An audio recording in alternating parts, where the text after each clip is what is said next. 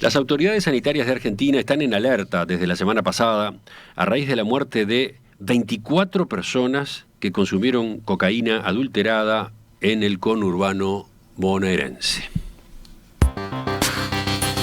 Ayer fueron internadas 6 personas más en Rosario con síntomas similares a los de los pacientes que ingresaron por el consumo de la droga adulterada.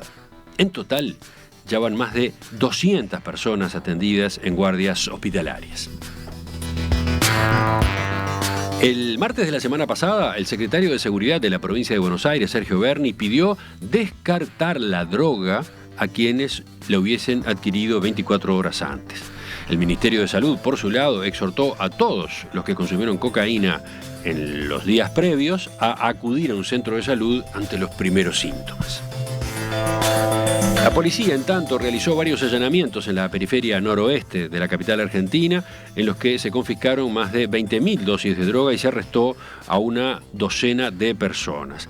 El principal sospechoso detenido es el ciudadano paraguayo Joaquín Aquino, que será expulsado del país cuando cese el interés de la justicia sobre su persona, según explicó la Dirección Nacional de Migraciones en una comunicación oficial.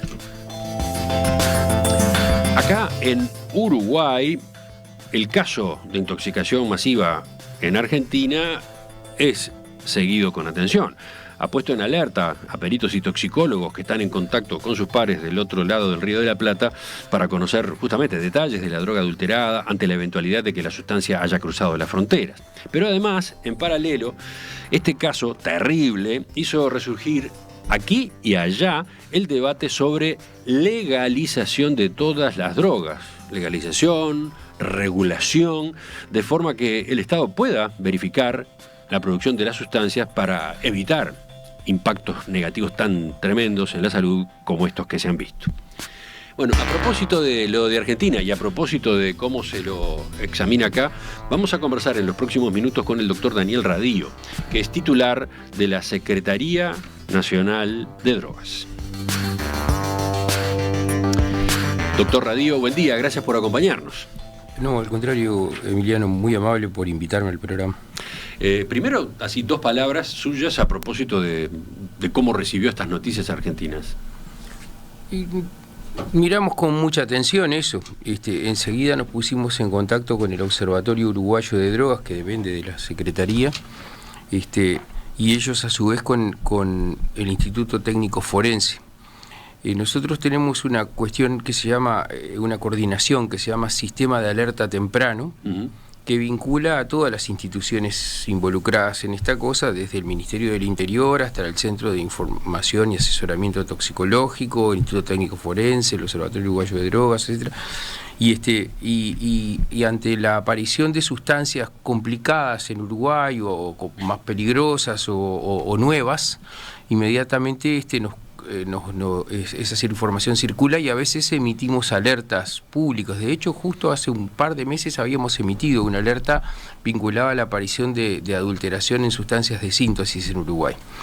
Y bueno, y ahora lo que hace normalmente el Instituto Técnico Forense, que es analizar las sustancias que se incautan en Uruguay, lo que se está haciendo es poniendo más empeño en detectar a ver si hay alguna similitud con lo que se encontró en Argentina, que hasta ahora no ha pasado.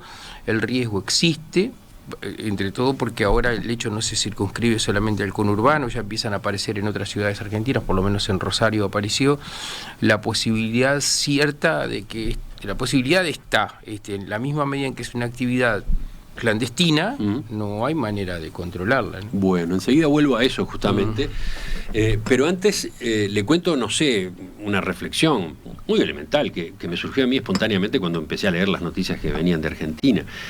En realidad fue volver sobre una inquietud que he tenido otras veces. No entiendo al consumidor de drogas que le compra a un proveedor y confía ciegamente en un paquetito donde le entregan una sustancia y eso se lo mete en el cuerpo y con ese acto puede disparar tantos procesos, ¿no? Obviamente lo que busca es experimentar determinadas sensaciones, pero en definitiva seguridad sobre lo que está consumiendo no tiene, ¿no? Esto de que la cocaína esté adulterada, debe ocurrir muy a menudo. Lo que pasa es que en otras situaciones, no sé, el impacto negativo es menor que no llega a la muerte, etcétera. ¿Cómo examina usted esta parte de esta realidad, ¿no? En Uruguay las incautaciones muestran que aproximadamente más del 25% de la cocaína está adulterada en nuestro país. Mire qué interesante ese número. ¿Qué quiere decir que en Uruguay el 25% de la cocaína está adulterada? Que tiene agregado de otras sustancias, que puede tener muchos objetivos el agregado de otras sustancias. Una es estirarla, otra es modificar sus efectos, potenciarlos o imitarlos.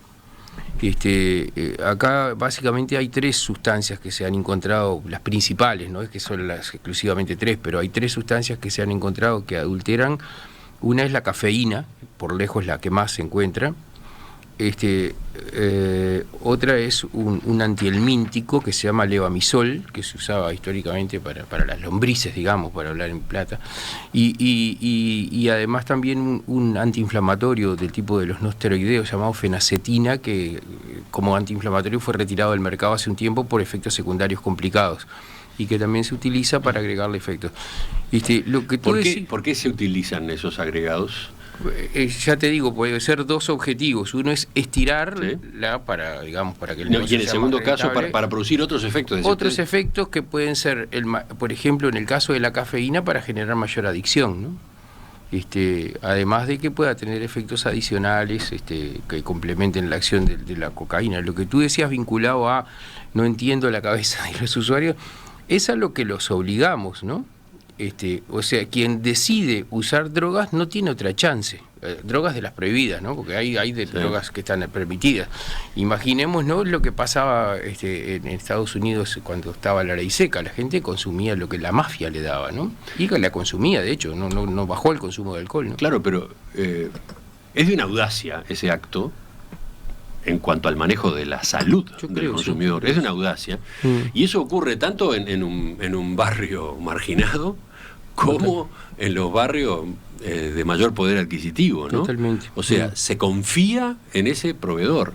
Y yo qué sé, el proveedor capaz que es un buen tipo, pero ¿qué hay detrás? Encima está la pregunta de qué hay detrás del proveedor, que supuestamente es un buen tipo, que ya conocido. Vinculado con este episodio, viste que en algún momento surgió la teoría de que podría tratarse de una venganza entre bandas, y eso tiene mucha lógica, porque en general esto funciona con lógica de mercado, y ningún comerciante mata a su cliente, por lo menos no rápidamente. En todo caso tratará de que no le importará que se haga pelota consumiendo droga, pero sí trata de conservarlo porque es el que le compra.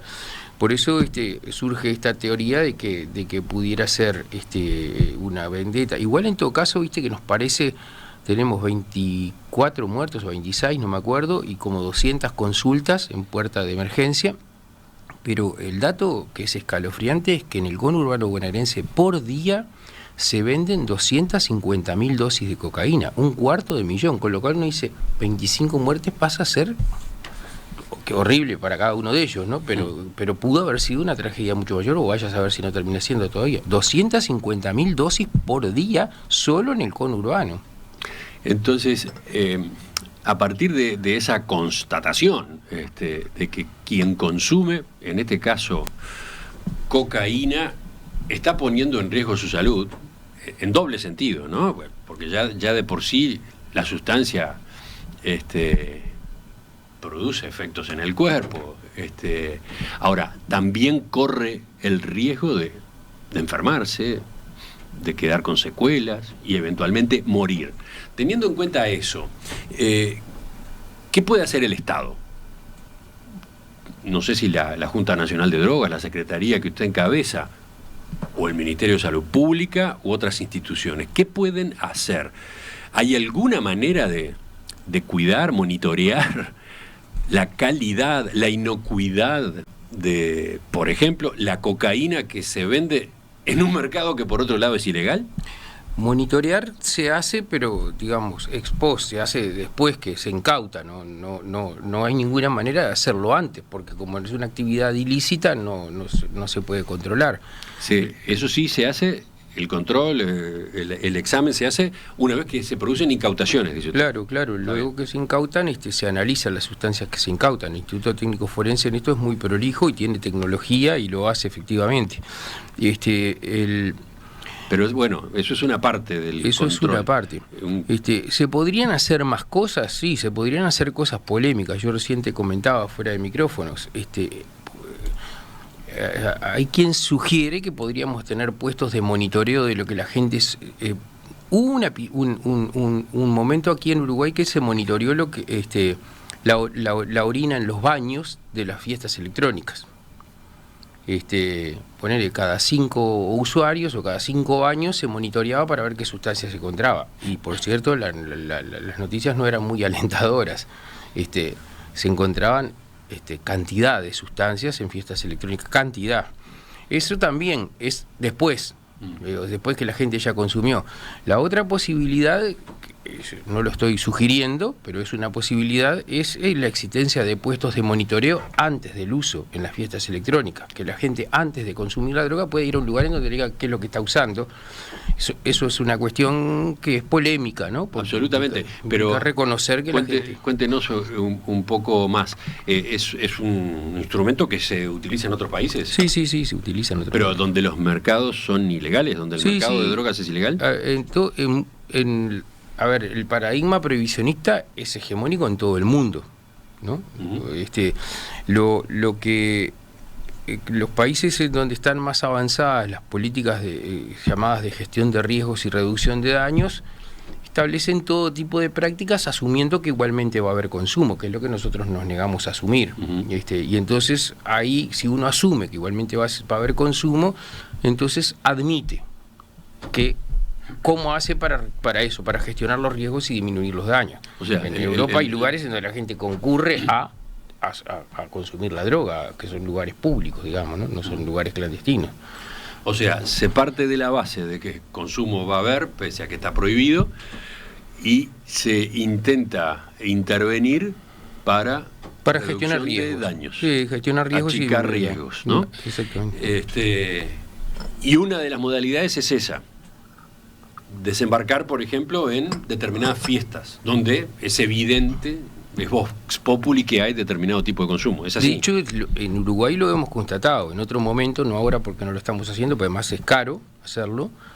Se monitoreaba la orina de los baños y se constataba la presencia de sustancias. Y seguramente en muchas fiestas pasa eso, ¿no? Y el otro esquema es en el que la persona lleva al puesto la cocaína que compró y que va a consumir, antes de usarla para saber lo que va a consumir, digamos, ¿no? ¿Eso se hace y con qué velocidad? ¿Cómo es el sistema? No estoy claro. Desde el punto de vista técnico no estoy claro cómo se hace, pero es viable y se hace en otros lados. O sea, no tengo detalles para... Por supuesto que si se va por ese camino, superando la polémica, superando el rechazo... Me degüellan si planteo eso. Planteo muchas menos cosas que eso y la gente se desgarra la vestidura y nada. Pero supongamos que se va por ese camino, de todos modos se está logrando incidir en un espacio acotado, digamos, ¿no? Una fiesta una serie de fiestas. Sí, totalmente. No es posible hacer lo mismo en el mercado ilegal de cocaína, por ejemplo. No, que entre otras cosas, viste, por eso yo en general hablo de uso problemático de drogas, prefiero la expresión esa a hablar de adicciones. Porque el uso problemático de drogas incluye otras cosas que no son las adicciones. Estas cosas, la experimentación en fiestas, por ejemplo, se trata de gente que en general no es adicta y corre un riesgo y está teniendo un uso problemático, un riesgo alto, ¿no? Y la expresión adicción no los incluye, ¿no? Y pueden morir en ese mismo día, ¿no? Sí, recordemos un caso que conmovió mucho acá en nuestro país hace ya algunos años, ¿no? Justamente en fiestas electrónicas, la circulación de unas determinadas píldoras o pastillas, ¿no? Que tenían cierta forma, ciertos colores, y que resultó que eran particularmente dañinas, ¿no? Sí, claro. Sí, y ya te digo, hace un par de meses nosotros emitimos una alerta por la aparición de combinaciones complicadas en Uruguay, pero hay la variedad se incrementa exponencialmente dentro del prohibicionismo, porque eso es la otra cosa que quiere decir, que ahí cuando uno dice, y habría que regular el mercado, dice, sí, claro, vamos a exponer a nuestros muchachos. No, están expuestos. Hoy, todos esos pibes que andan por la calle mal, cayéndose a pedazos, no son consecuencia del mercado regulado, no son consecuencia de ninguna legalización, son consecuencia de este modelo en el que vivimos, en el último siglo, porque las prohibiciones no son de sine die para atrás en el tiempo, no, empezaron en el siglo XX, antes las drogas no estaban prohibidas, y no teníamos ni la enésima parte de los problemas que tenemos ahora. Todos esos muchachos son consecuencia de este modelo. Este modelo previsionista nos condujo a esta situación de hoy, no ninguna regulación. Entonces, pasando el limpio, un camino, manteniendo el modelo prohibicionista, un camino sería de desplegar acciones de reducción de daños y achicamiento de riesgos, ¿no? Que incluye en un extremo la posibilidad de la abstinencia total. O sea, la abstinencia total de consumir drogas es un extremo de reducción de daños. ¿Cómo? O sea, la abstinencia no está enfrentada a la reducción de daños.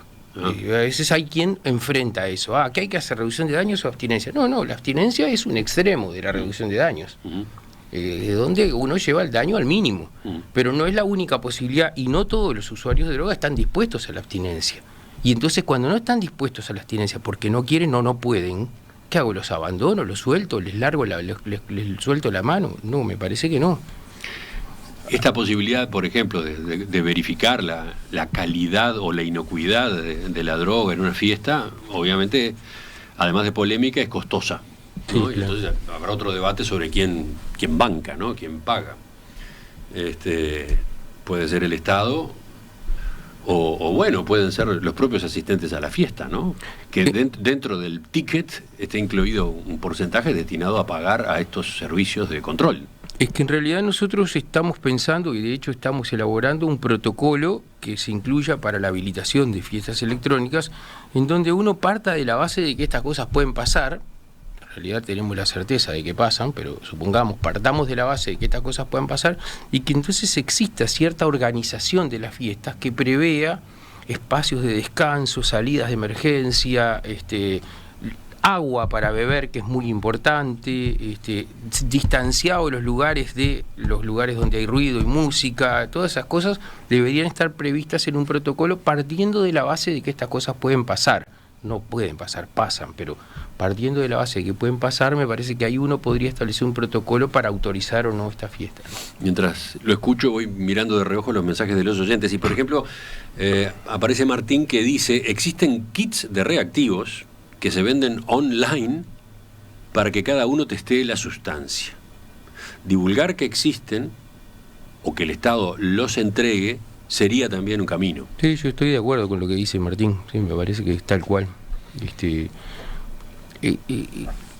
Tenemos un problema cultural de base, que es que en general un porcentaje muy importante de la población reacciona mal cuando uno asume que están pasando. No le gusta, prefiere cerrar los ojos, decir no, negamos, va.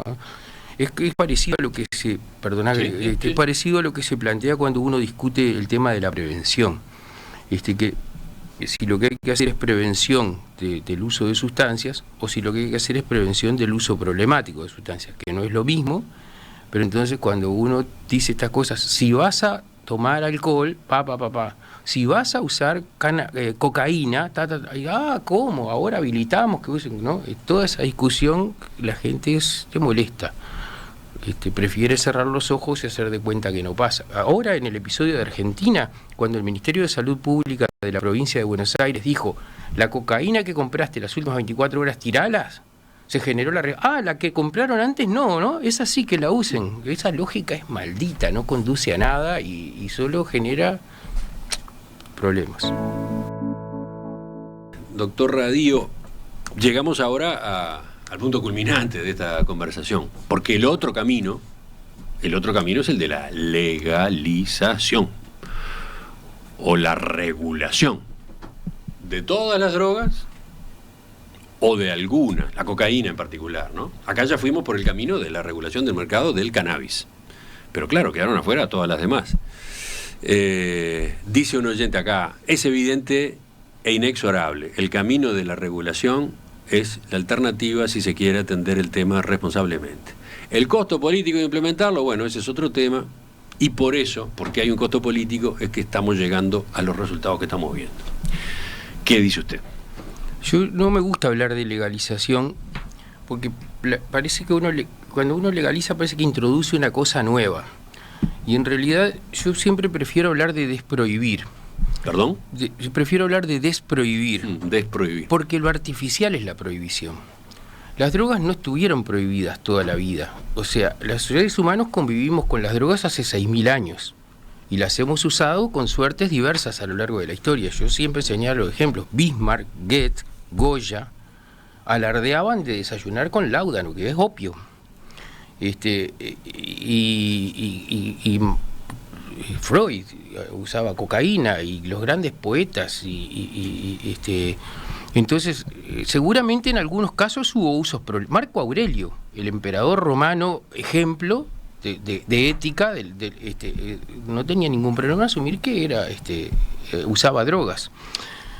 Lo que pasa es que en algún momento a los seres humanos se nos ocurrió que había que prohibirlas, en el siglo XX, antes no. Y ese es el experimento, que a nosotros nos parece muy normal porque todos nacimos nosotros en ese ambiente que nos asfixia. Ese experimento salió muy mal, nos condujo a la situación que estamos hoy. Ese experimento, porque muchos de los problemas que hoy nosotros atribuimos al uso de drogas no son consecuencia del uso de drogas, son consecuencia del prohibicionismo, son consecuencia de que haya organizaciones criminales que manejan el negocio, uno de los negocios más rentables de la historia de la humanidad. Se lo dimos a organizaciones criminales. Ah, claro, como yo no lo puedo combatir, entonces lo legalizo. No, no es solo como no lo puedo combatir. Es porque miro la experiencia histórica, que era más respetuosa de los derechos de las personas a decidir qué quiere consumir y qué no, y además más garantista de la seguridad pública y de la salud pública. Respetuosa de los derechos humanos y más garantista de la seguridad, de la salud pública y de la seguridad pública. Entonces, a partir de ahí, entonces liberamos todo. Bueno, yo no estoy planteando eso tampoco. ¿Qué quiero decir? El límite entre las cosas que tienen el acceso permitido y el acceso prohibido no tiene nada que ver con que esa cosa sea saludable, perjudicial para la salud o inocua. Hay muchas cosas que nosotros hacemos cotidianamente que son perjudiciales para la salud y por suerte no están prohibidas. Ponerle sal al huevo frito es perjudicial para la salud y a nadie se le ocurre prohibirla. Qué mal la señal estamos dando, permitimos ponerle sal al huevo frito, ¿no? Porque eso es lo que se dice en otros casos. No, por suerte nadie pone pictogramas y advertencias sanitarias en las parrilladas en donde comemos vísceras que tienen colesterol, que eventualmente podrán terminar con un accidente cerebrovascular. Por suerte, no se nos ocurre, como se les ocurrió en la década del 30 a los Estados Unidos, prohibir el alcohol. Por suerte no se nos ocurre. Bueno, entonces, ¿qué quiere decir eso? Entonces la otra alternativa es liberarse. No, la otra es, vamos gradualmente en un proceso que nos saque de este experimento que la humanidad hizo y que salió tan mal. Usted habla entonces de desprohibir. Yo prefiero regular el mercado. Y la manera de desprohibir es ir regulando. Y es gradual, además. No estoy proponiendo que mañana haya éxtasis disponible en cualquier... No es eso lo que estoy proponiendo. De hecho, en todos los supermercados de este país hay veneno para hormigas con la cual cualquier persona se puede matar. Qué paradoja, ¿no? No están prohibidas las balas. Estaba prohibido el cannabis hasta hace unos años. Las balas no. El veneno para hormigas, con la cual cualquiera se puede suicidar, no está prohibido. Está prohibido, es una cosa paradójica, ¿no? Y si se fuera por el lado de la desprohibición, ¿se abarcaría todas las drogas o se elegiría algunas? Yo creo que el proceso tiene que ser gradual. Uh-huh. Yo creo que, y además, y la otra cosa quiero decir, una cosa es el cannabis, otra cosa son otras sustancias. Yo creo que hay sustancias, particularmente la cocaína, lo que hay que buscar son consensos internacionales para avanzar en conjunto con otros países. No se puede hacer en un solo país, eso es claro, porque ya con el cannabis tenemos dificultades. Yo me recuerdo siempre que el ministro Larrañaga, que en paz descanse, me decía siempre: Daniel, están vendiendo el cannabis uruguayo en Brasil y lo pagan 5 veces lo que se paga acá. Tenía razón el ministro Larrañaga, por supuesto que tenía razón. Tengamos claro, una discusión pública. Tengamos claro también que el cannabis que filtra de Uruguay no abastece ni media cuadra de San Pablo, ¿no? Ni media cuadra. Imaginémonos, si en el conurbano bonaerense se venden 250.000 dosis de cocaína, ¿cuántos cannabis se puede consumir en San Pablo? No alcanza toda la producción de Uruguay durante muchos años para un día, ¿no? Pero... Ahora, esta discusión de la desprohibición o regulación del mercado de drogas y en particular del de cocaína aparece cada tanto, ¿no? Yo recuerdo, por ejemplo, al presidente Jorge Valle pronunciándose a favor de esa posibilidad. Un adelantado. Sí. Un adelantado. Claro, no se ejecutó, no se fue adelante en su gobierno con esa idea, pero él opinó a favor. Ha habido presidentes latinoamericanos emitiendo pronunciamientos, pero mejor dicho, expresidentes. Exactamente. ¿No? ¿Y por qué expresidente? Pues se dieron cuenta después, no, porque mientras sos presidente el costo político de decirlo es muy alto, y por eso yo resalto lo que hacía Jorge Valle, y por eso además, en el fondo, el hecho de que yo lo esté diciendo habla de lo que piensa este gobierno sobre eso también, ¿no? A ver. Quiero decir, no es los expresidentes. Yo estoy acá por voluntad del presidente Lacalle, no estoy porque a mí se me antojó, ¿no? Sí. Eso quiero decir. Pero en el gobierno entonces se está considerando esta posibilidad. Lo que estamos haciendo es dando una batalla cultural, me parece, una batalla cultural, que es que lo que tú decís, que este tema vuelve cada tanto tiempo, sí es verdad, pero cada vez que vuelve genera más consensos y menos reacciones en contrario. Lo que estamos generando es ambiente cultural para llevar adelante cambios, eso es lo que a mí me parece. O sea que lo que usted acaba de decir en esta entrevista, en estos minutos, no es la opinión personal del doctor Daniel Radío, que por supuesto lo es algo más. Es que en realidad yo digo estas cosas y el día que el presidente no quiera que yo las diga más, yo no voy a estar más acá, eso está muy claro. De todos modos, eso no quiere decir que mañana o el mes que viene se va a preparar un proyecto de ley. No quiere decir eso. No quiere decir eso. Quiere decir que se está abriendo un debate. Sí, claro. Eso.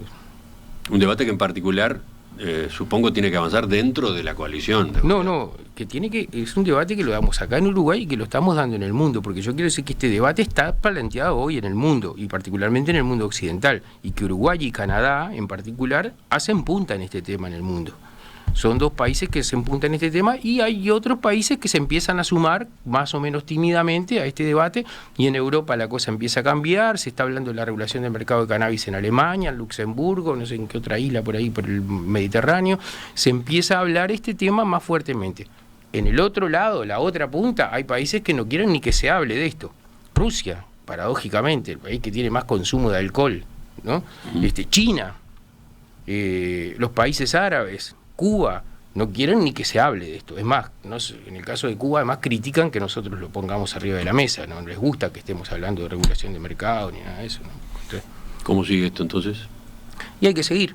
Hay que atender este tema y, por otro lado, hay que atender la situación de los usuarios problemáticos, que ese es otro problema que tenemos, porque paralelamente con esto, y entre otras cosas como consecuencia del prohibicionismo, pero no solo, hay usos problemáticos de droga, y los usuarios problemáticos de droga terminan teniendo una patología, digamos, ¿no? No solo, una patología que no es solo, digamos, con un abordaje sanitario, sino sociosanitario, pero que lo que Uruguay inventó para defenderse de eso es el Sistema Nacional Integrado de Salud, que no necesariamente da las respuestas con la especificidad necesaria, no por responsabilidad de las autoridades, sino porque no necesariamente todos estamos preparados para esto, y entonces lo que tenemos que ir viendo es que es lo que se ha venido haciendo, la elaboración de una red de atención que sea complementaria al sistema de atención de integrado de salud, pero complementaria. A nadie se le puede ocurrir que hayan puertas de emergencia para usuarios problemáticos de droga. Eso van a ser las puertas de emergencia de los hospitales, notoriamente. A veces se critica y dice, hay tal dispositivo de atención de drogas, abre hasta las 14 horas, cuando los que se drogan, que se droga, tiene que ir a una puerta de emergencia, está intoxicado, no va a ir a una policlínica de atención de droga, eso no funciona así, ¿no? Pero... Doctor Daniel Radío, médico, exdiputado por el Partido Independiente entre 2010 y 2020, ahora titular de la Secretaría Nacional de Drogas. Le agradezco su presencia de mañana en Perspectiva, toda esta argumentación y este empujón en un debate que está abierto, que va para largo seguramente, pero que conviene ir siguiendo, ¿no? No, al contrario, el agradecido soy yo, Emiliano. Siempre sos muy amable vos. Hasta la próxima.